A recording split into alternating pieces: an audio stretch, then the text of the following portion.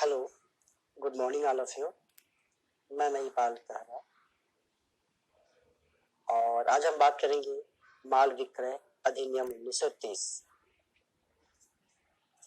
यह अधिनियम starting period में इंडियन कॉन्ट्रैक्ट एक्ट 1872 के पार्ट आप रहे हैं, बट सब्जेक्ट मैटर विषय वस्तु को ध्यान में रखते हुए 1930 को एक पृथक अधिनियम बना दिया गया।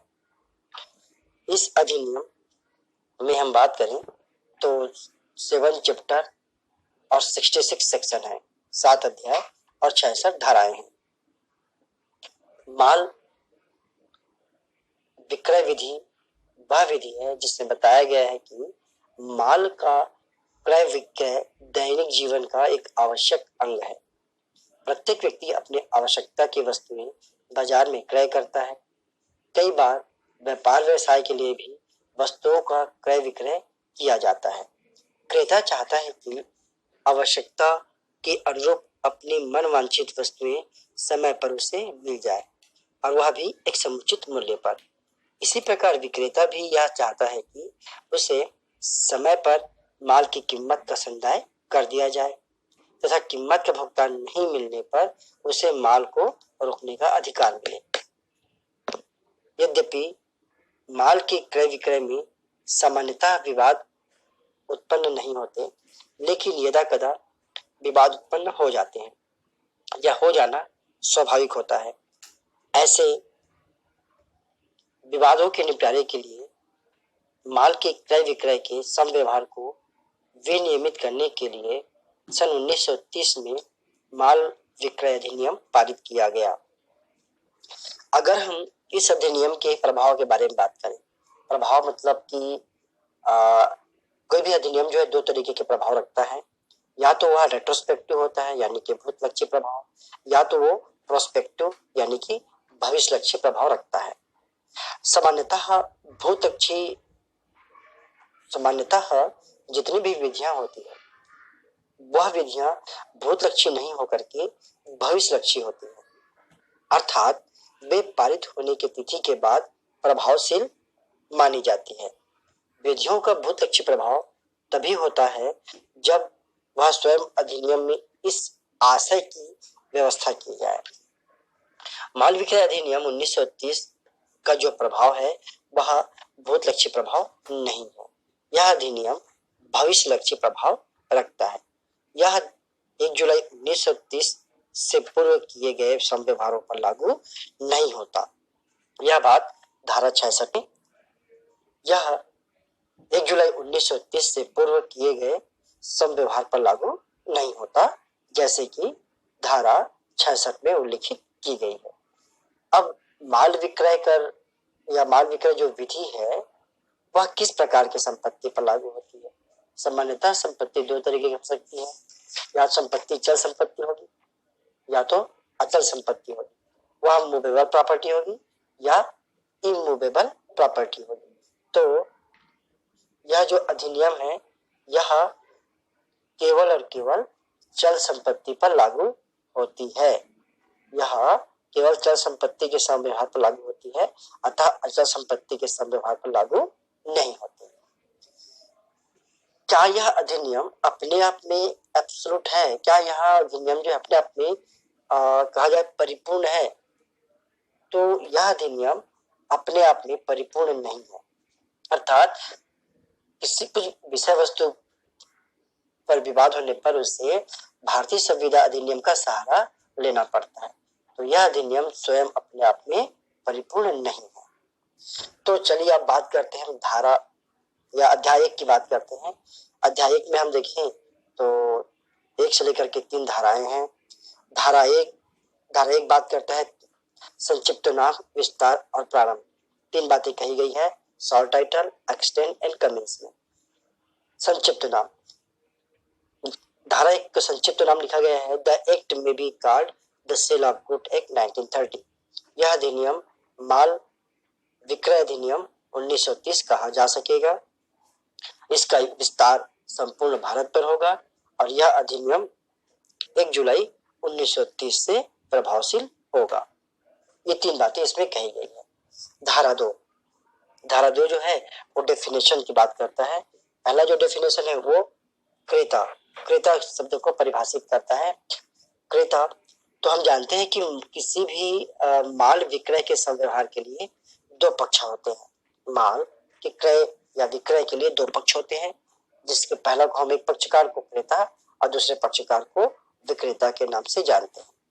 दोनों में से किसी के भी अभाव में माल विक्रय का संव्यवहार पूरा नहीं हो सकता, क्योंकि माल विक्रय का आवश्यक तत्व किसी वस्तु में संपत्ति का एक व्यक्ति से दूसरे व्यक्ति की एक निश्चित कीमत पर अंतरण है। ठीक है, माल विक्रय का आवश्यक तत्व है कि किसी वस्तु में संपत्ति का एक वस्तु से दूसरे व्यक्ति को निश्चित कीमत के लिए अंतरण है। कोई भी व्यक्ति अपने ही वस्तु का क्रेता नहीं हो सकता। एक व्यक्ति वस्तु का विक्रय करता है और दूसरा व्यक्ति उसका क्रय करता है। विक्रय करने वाला व्यक्ति विक्रेता एवं क्रय करने वाला व्यक्ति क्रेता कहलाता है। दूसरा आता है परिधान की बात करता है। परिधान का तात्पर्य होता है स्वेच्छा से अंतरण करना। ठीक है, तो दो व्यक्ति होने चाहिए, एक क्रेता और विक्रेता, और वहां पर क्या होता है, जिसके पास कब्जा रहता है उस कब्जे को अपनी स्वेच्छा से अंतरण करता है, और यही अंतरण क्या कहलाता है, परिधान कहलाता है। तीसरा इसमें दिया गया है माल को परिदेय स्थिति में होना। माल की परिदेय स्थिति में होने का आशय उसको ऐसी स्थिति में होना है कि क्रेता उसको परिधान लेने के लिए संविदा के अधीन आबद्ध हो जाए। जैसे कि माल को परिदेय स्थिति में लाने के लिए विक्रेता को यदि कुछ करना है तो वह उसे कर दिया जाए। जैसे कि अब मान लीजिए माल जो है बहुत सारे ढेर में है, उसे अलग कर देना, माल की पहचान करना, माल को साफ कर देना, ये सारी चीजें। चौथा इसमें आता है, परिभाषा दिया गया है माल पर हक का दस्तावेज।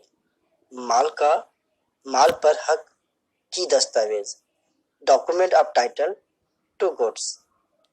तो माल पर हक की दस्तावेज से अभिप्राय ऐसे प्रपत्रों से है जो व्यापार के समान अनुक्रम में माल पर कब्जा होने, माल पर नियंत्रण होने के प्रमाण के रूप में प्रयोग किया जाए, अथवा जो पृष्ठांकन द्वारा या परिधान द्वारा अधिकार देते हैं कि प्रपत्र के स्वामी संबंधित माल का परिधान प्राप्त करे तथा अन्य किसी दूसरे को अंतरित कर दे। इस बात का विनिश्चय कि कोई दस्तावेज हक की दस्तावेज है या नहीं, ठीक है, उन्हें कुछ बातों के द्वारा सिद्ध किया जा सकता है। जैसे कि माल पर हक के दस्तावेज के अंतर्गत कुछ निश्चित प्रपत्र सम्मिलित किए गए हैं, जैसे वाहन पत्र, डाक वारंट, बंदरगाह पर जहाज उतारने के लिए अधिकार पत्र, घाटवाल का प्रमाण पत्र, रेल रसीद।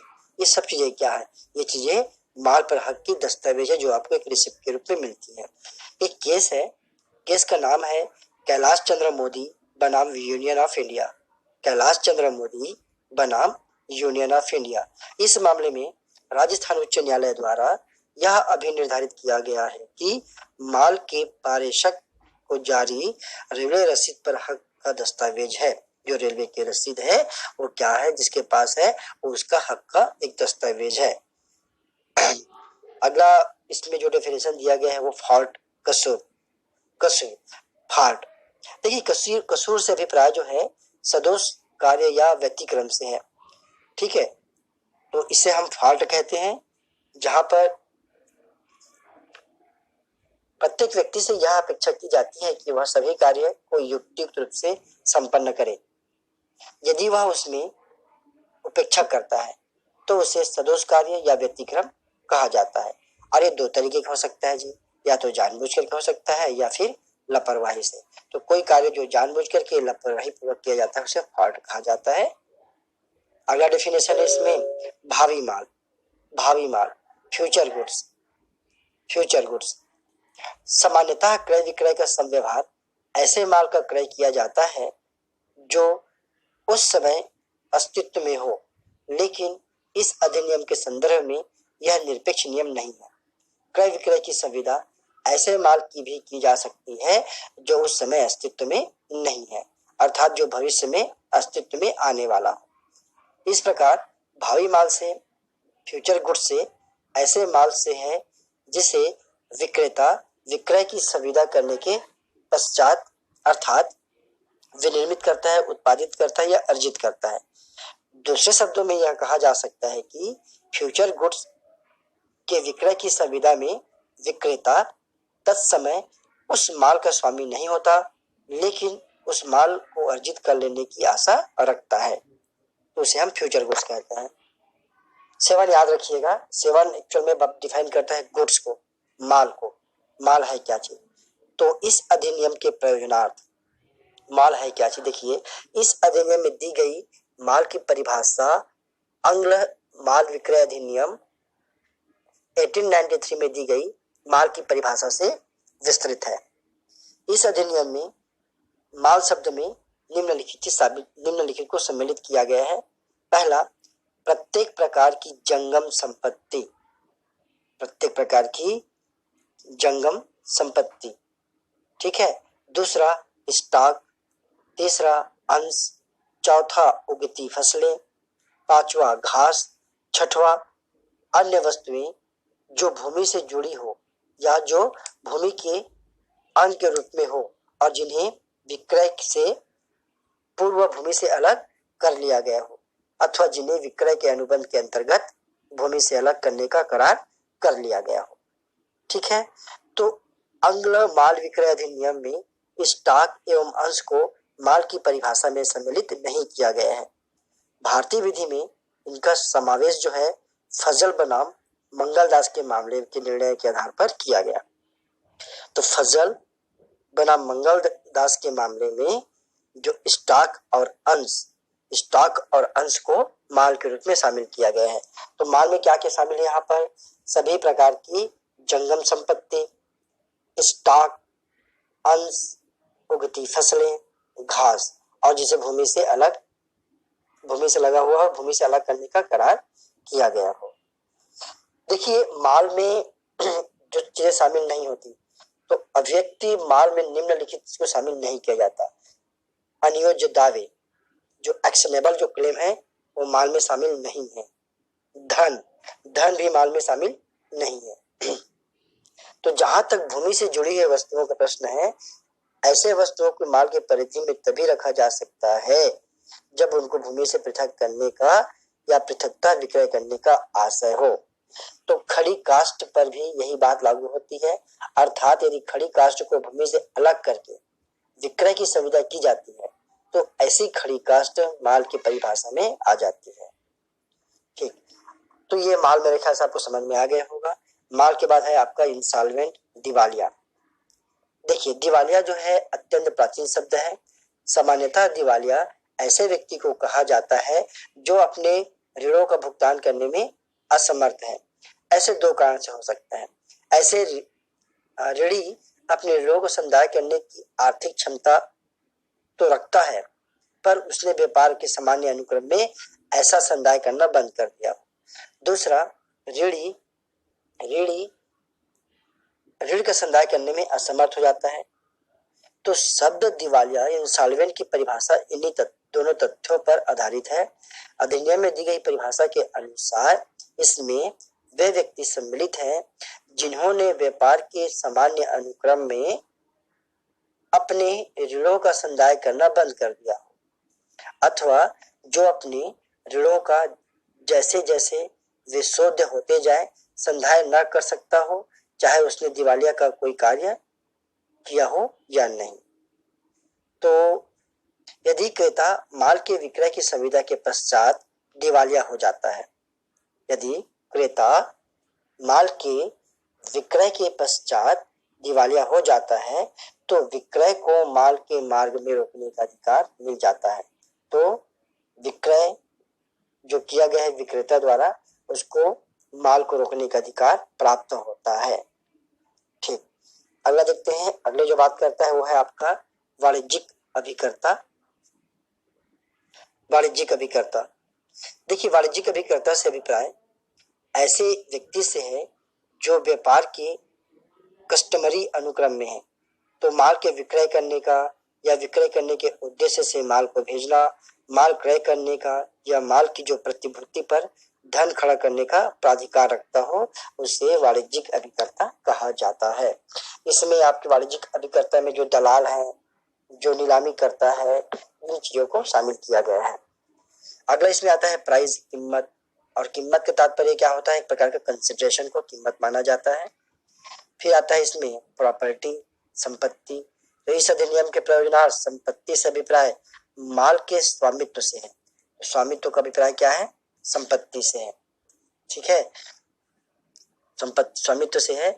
और वह माल के क्रय विक्रय के व्यवहार में माल का स्वामित्व ही विक्रेता से क्रेता को अंतरित किया जाता है। स्वामित्व का अंतरण हो जाने पर विक्रेता माल का स्वामी नहीं रह जाता, अर्थात स्वामित्व क्रेता में निहित हो जाती है। ठीक, अगला आता है इसमें क्वालिटी ऑफ गुड्स, माल की क्वालिटी।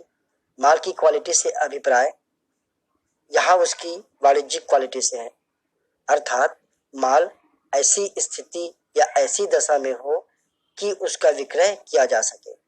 माल ऐसी स्थिति या ऐसी दशा में हो कि उसका विक्रय किया जा सके।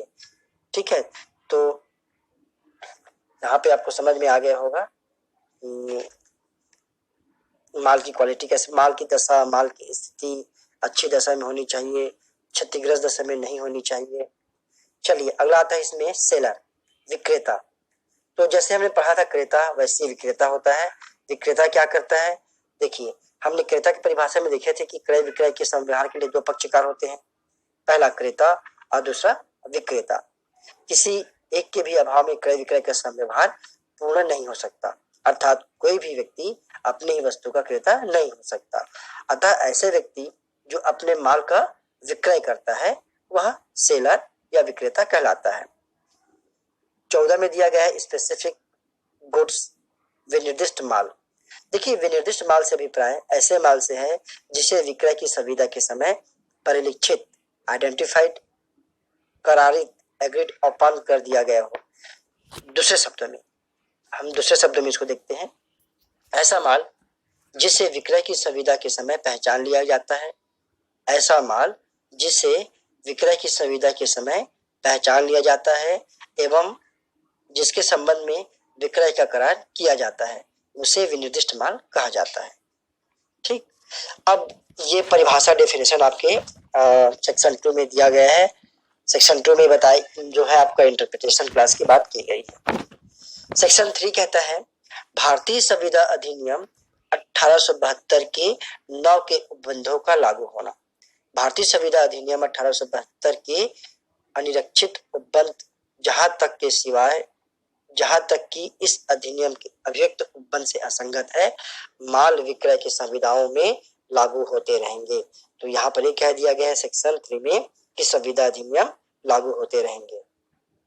तो ये कहा गया है कि संविदा अधिनियम यहाँ पे लागू होगी। क्यों? क्योंकि माल विक्रय अधिनियम में वे सारी व्यवस्थाएं नहीं की गई है जो क्रय विक्रय के संव्यवहार के लिए आवश्यक है। हम क्रय विक्रय की संविदा के लिए पक्षकारों की सक्षमता को लें। विक्रय की संविदा के लिए पक्षकारों का सक्षम होना आवश्यक है, अर्थात उनका वयस्क, स्वस्थचित और उसको डिस्क्वालिफाइड नहीं होनी चाहिए। लेकिन माल विक्रय अधिनियम में यह व्यवस्था नहीं की गई है, जबकि भारतीय संविदा अधिनियम में की गई है। अतः भारतीय संविदा अधिनियम की यही प्रावधान माल विक्रय अधिनियम के अंतर्गत आने वाले संव्यवहारों पर लागू होगी। इसीलिए माल विक्रय अधिनियम अपने आप में पूर्ण अधिनियम नहीं है, उसे संविदा अधिनियम पर निर्भर होना पड़ता है। धन्यवाद।